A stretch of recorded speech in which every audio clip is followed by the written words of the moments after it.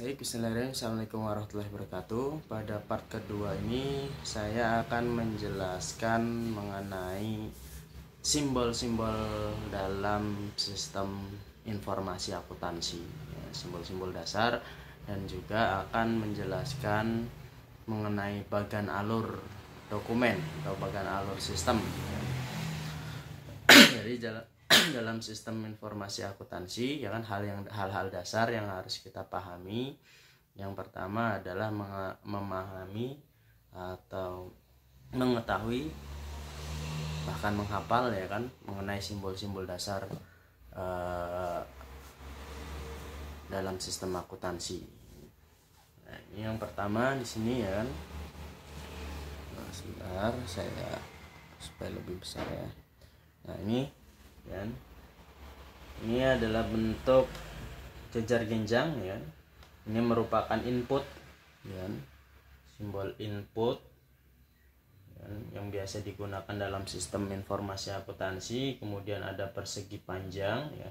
Ini adalah simbol untuk proses, yang pemrosesan data. Kemudian ini ada garis ya, ada garis lurus ya, horizontal. Ini merupakan simbol arus dokumen. Kemudian di sini ada semacam persegi panjang yang terputus ya, tidak ada ruasnya ini ya kan. Kemudian ada garis-garis terputus di sini.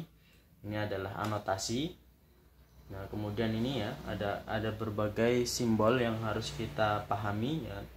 Ada punch card, kemudian ada penyimpanan online ya kan, device secara online. Ada ini bentuk pita ya kan, ini jenis-jenis simbol terkait dengan alat penyimpanan ya, alat penyimpanan. Ada pita magnetik ya, kalau misalkan kita disimpan dalam bentuk pita magnetik, ini adalah bentuk lingkaran di mana ada garis sedikit ya kan, ada garis di bawahnya kalau misalkan kita lihat. Nah, ini ya, lihat ya, ada garis sedikit. Nah, itu adalah pita magnetik. Kemudian ada juga pita punch, kemudian disket magnetik ya. Jadi dalam sistem informasi akuntansi ya, nanti kan kita akan menjelaskan tentang bagan alur ya, bagaimana bagan alur mulai dari data surat permintaan ya, permintaan hingga proses ya, bagaimana kemudian bagaimana data itu mengalir ya kan, dan bagaimana data itu disimpan. Nah, ini ya, ini adalah bentuk dokumen ya, bentuk dokumen. Kemudian ini ada persegi 4 ya, input agak di sini lebih panjang sedikit ya kan. Ini adalah input manual. Kemudian ini ya kan, ini adalah bentuk tampilan. Kemudian ini communication link ya, garis. Kemudian penyimpanan offline ya, tadi ada penyimpanan online, kalau ini penyimpanan offline-nya. Nah, ini adalah simbol-simbol yang harus kita pahami ya. Simbol-simbol yang harus kita pahami sehingga kita bisa membaca sistem ya, bisa membaca bagan alur sistem. Nah, ini ya. Nah, setelah itu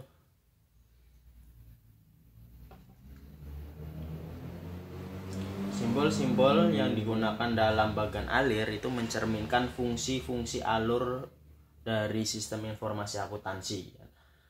Arah norma dari alur adalah dari kiri ke kanan dan dari atas ke bawah ya, arahnya. Kemudian ujung arah panah harus digunakan untuk membalik arah dari arus dokumen. Jadi penting ya, ini dari alur ini menuju alur ini, itu biasanya ditunjukkan dengan adanya arah anak panah.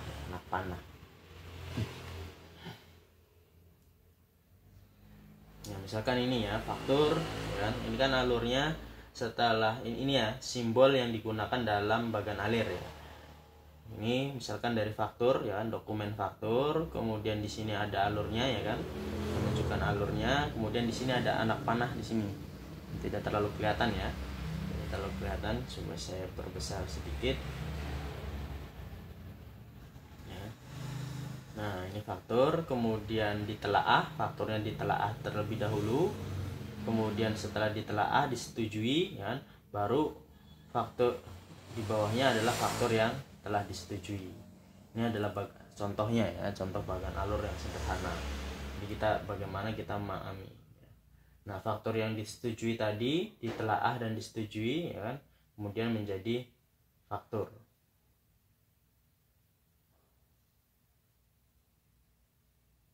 Ini surat permintaan ya, bentuk dokumen ya, surat permintaan. Ini surat permintaan, ini adalah persiapan ordernya sesuai dengan arsip pemasok ya. Di sini ada permintaan pembelian, isi ya.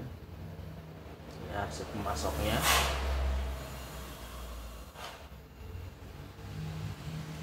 Kita lewat sini ya, contohnya tadi.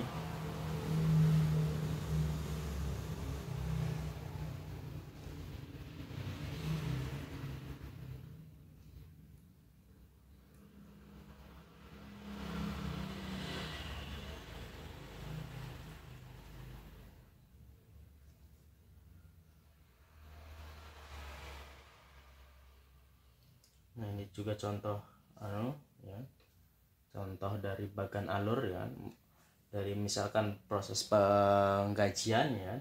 Proses penggajian kan tentu yang harus kita lakukan adalah yang pertama adalah terkait dengan pencatatan waktu ya, pencatatan waktu kerja, jam atau jam kerja ya, jam kerja. Kemudian ini adalah proses ya, proses data gajinya, data-data payrollnya ya, dan juga data karyawan ya.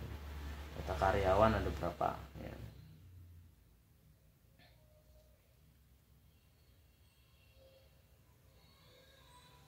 Nah ini dia diagram arus data di LVD ya, timekeeping ya, verifying payroll data ya, payroll datanya ya di verify ya. Kemudian data dari karyawannya, data valid ya, kemudian menjadi valid payroll data. Jadi dicocokkan antara waktunya, jam kerjanya ya, kemudian dengan karyawannya ya, diverifikasi data sehingga menjadi valid ya.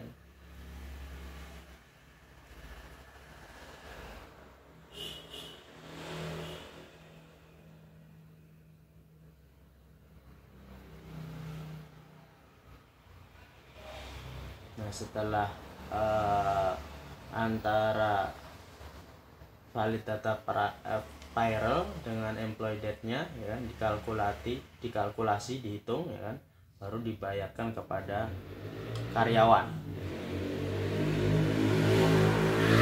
Ini ya, ini adalah contoh dari diagram arus data ya kan, bagan alur, bagaimana proses penggajian. Jadi kalau misalkan pembelian, nah ini misalkan proses pembelian ya, ada bagian pembelian, ada bagian pemasok ya. Nah, ini pembelian tentunya dia harus memiliki daftar vendor yang disetujui ya. Daftar vendor, pilih vendornya ya kan, simpan kuota ya, kemudian permintaan kuota, baru permintaan kuota ini dikirimkan kepada pemasok ya.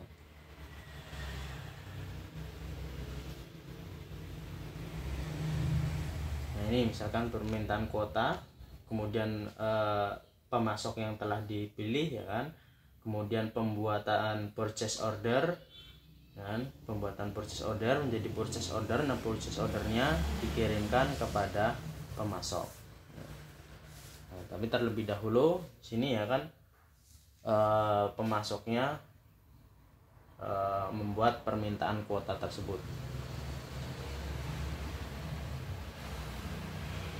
Nah ini bagian alert dokumennya ya, misalkan proses pembelian ya, mulai dari gudang di sini ya. Gudang membuat permintaan pembelian ya. Permintaan pembelian di sini ada 2 dokumen ya, 1 2 biasanya dibuat rangkap ya kan data tersebut. Jadi kalau misalkan ada seperti ini kemudian ada rangkap data, ini berarti datanya dibuat, istilahnya misalkan formulirnya dibuat beberapa rangkap ya.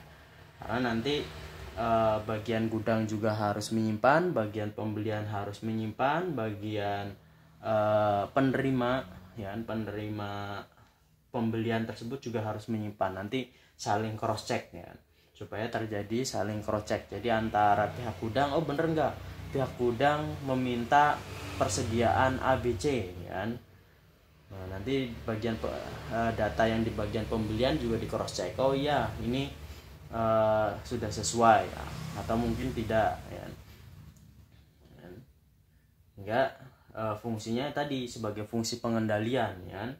Jangan sampai yang dimintanya cuma AB, kok ada barang C ya di situ yang nyelip ya, yang tidak menjadi kebutuhan bagi perusahaan. Makanya sistem juga harus menerapkan sistem otorisasi yang bisa menghindari terjadinya ya tadi terjadinya kecurangan yang menyebabkan perusahaan menjadi rugi ya. Ini misalkan di sini ya, jadi dari gudang dulu ya kan, pihak gudang mengecek persediaan apa saja yang sekiranya tidak ada di gudang yang dibutuhkan oleh perusahaan ya.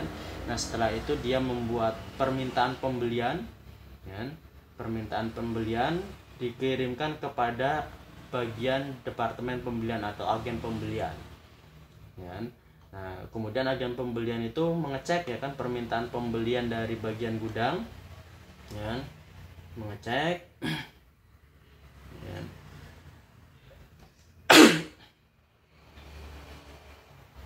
Ya. Ya, permintaan pembelian ini ya.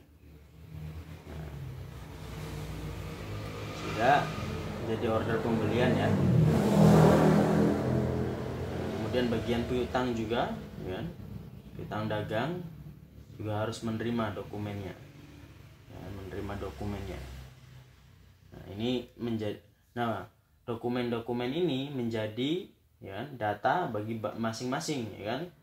Oh setelah tadi kan, setelah bagian pembelian ya, setelah mengecek kebutuhan yang diinginkan oleh pihak gudang, setelah diotorisasi oleh pihak yang berotorisasi, dia kemudian order ya kan, dia order pembelian ya kan, kepada pihak vendor atau pihak supplier ya kan.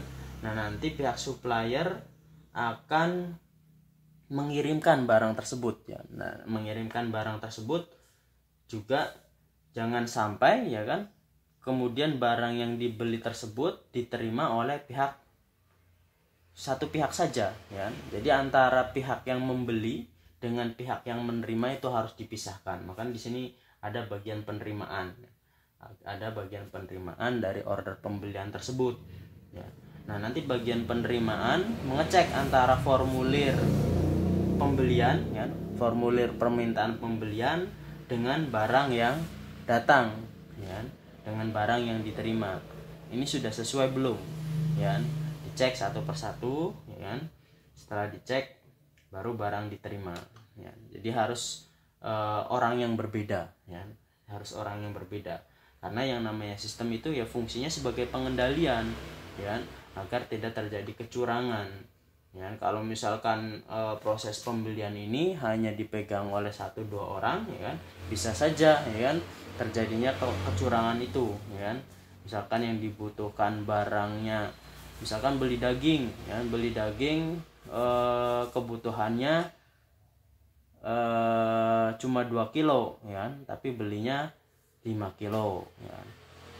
Terus sisanya misalkan digunakan untuk sendiri, bisa saja seperti itu ya kan, bisa saja seperti itu. Atau misalkan ada kerjasama antara yang mengurusi pembelian di perusahaan dengan pihak vendor ya. Misalkan belinya 5 kilo tapi barang yang dikirimkan hanya 3 kilo ya kan? Nah misalkan kalau misalkan hanya dipegang oleh beberapa orang saja, ya kan, tidak terjadi yang namanya cross check, ya kan, tidak terjadi yang namanya cross check, saling memeriksa, ya, saling memeriksa. Kalau misalkan, jadi sistem itu dibuat untuk tadi pengendalian, ya, untuk mengurangi terjadinya kecurangan. Kalau misalkan dibuat beberapa orang seperti ini, ya kan, tentu ketika mereka ingin melakukan kecurangan tentunya harus ada koordinasi, ya. Nah ini kan istilahnya untuk menghambat terjadinya kecurangan, ya. Oh bisa jadi si bagian gudang memiliki nilai jahat, tapi bagian agen pembelian atau bagian agen penerimaannya tidak setuju dengan tindakan tersebut. Nah, jadi fungsinya itu, ya. Jadi fungsinya untuk menghindari, ya, untuk mengantisipasi, ya. Jangan sampai terjadi kerjasama, ya, untuk melakukan kecurangan yang bisa merugikan perusahaan. Nah, jadi kita harus paham, ya, ini. Kalau misalkan ini datanya ada berapa ini? 1, 2, 3, 4, 5. Oh, berarti ada 5 rangkap. Nah, 5 rangkapnya ini nanti yang 1 diserahkan ke siapa, ya kan? Yang 2 diserahkan ke siapa, ya. Jadi masing-masing harus memegang, ya. Nanti ada yang disimpan oleh bagian gudang, ada yang disimpan oleh bagian pembelian, ada yang disimpan oleh bagian penerimaan, dan juga ada formulir yang diterima oleh bagian akuntansi, misalkan yang mencatat transaksi tersebut, ya. Jangan sampai orang yang mencatat, ya, orang yang membeli, orang yang menerima, hanya 1 orang saja. Nah itu bisa menimbulkan tadi, ya kan, kemungkinan terjadinya kecurangan, ya. Itu ya saya rasa itu temuan kita. Terima kasih. Assalamualaikum warahmatullahi wabarakatuh.